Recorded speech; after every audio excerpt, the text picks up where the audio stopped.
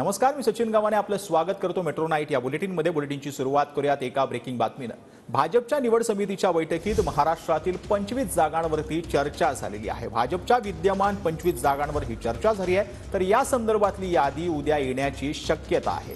शिंदेची शिवसेना आणि अजित पवार गटाच्या जागांवरही या बैठकीमध्ये चर्चा झालेली आहे। या बैठकीला पंतप्रधान नरेंद्र मोदींसह जेपी नड्डा, अमित शहा आणि महाराष्ट्रातील महत्त्वाचे नेते देखील उपस्थित होते।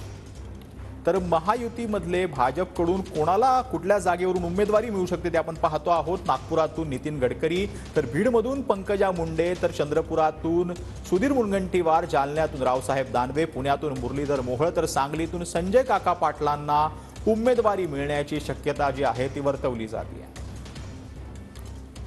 तर भिवंडीतून कपिल पाटील आणि दिंडोरीतून भारती पवार यांचं देखील नाव जवळपास निश्चित जे आहे ते मानलं जातं।